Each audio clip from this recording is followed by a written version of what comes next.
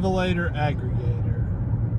I've had many great debates with friends and family over the seemingly contradictory issues or concepts of human free will and predestination, divine predestination. In any event, I used to believe that said concepts were opposed, were contradictory.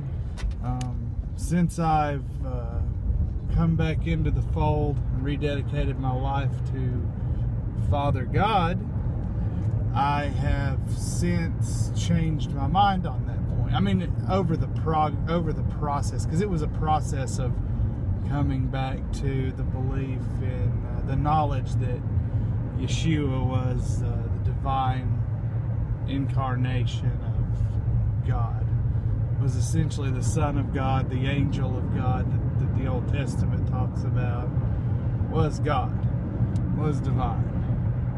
But it was a process, and it was a process over many years, and it was a process that toward the end I began to realize there wasn't so much of a contradiction between predestination and free will.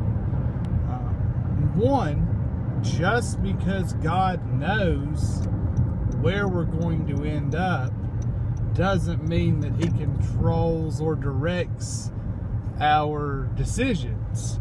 We still have the freedom to make those decisions whether He knows about them or not. And also put yourself in God's shoes. Plus, well, initially, keep in mind that we're not the only creations of Father God. There's the angels, and both fallen and not fallen angels that we know about.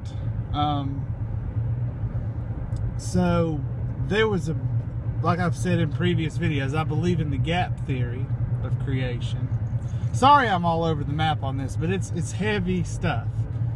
So I believe in the gap theory of creation, and I believe that there was an initial creation, and Lucifer and the fallen angels rebelled, and then there was an indeterminate gap in time, and the world was recreated.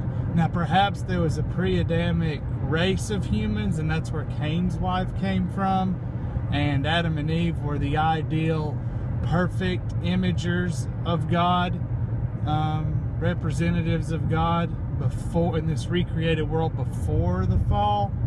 In any event, it's all speculation and debate and discussion for another video. But the fallen angels use their free will in a negative way also. Just like man can. Once man was tricked into learning about evil by Lucifer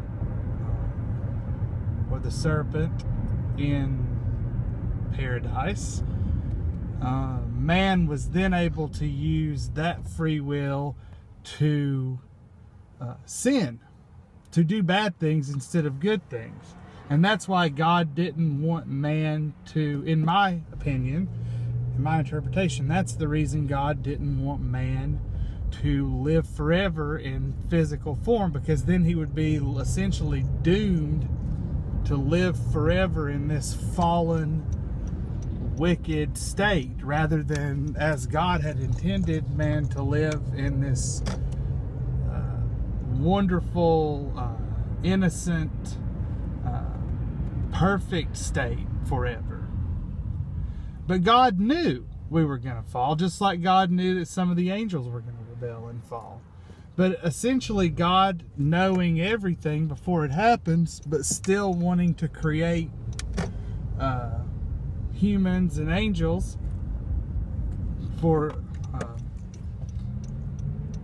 be His companions and buddies and friends, and to experience the reality He'd created with Him. He basically, God has an infinite number of choices I can't fathom, but the way I see it, He had basically 3 primary choices that I can perceive from my finite human intellect. in that regard. He could have created man as robots that would do whatever he said, and where's the fun in that? He could have not created man, but he wanted to create man, even knowing that they were going to fall. Or he could have created man as a free will entity, and knowing that man would fall and that God would have to essentially sacrifice himself to fix the fallen, sinful state of man and get us back to paradise. And that's what he chose, which in my mind doesn't make him an angry, vengeful God. It makes him a loving, compassionate God, willing to assume human form, live a blameless life, and sacrifice himself for our benefit.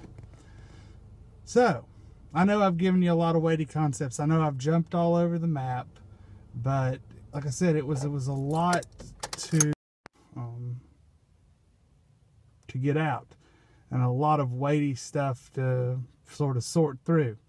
So, Father God bless you all.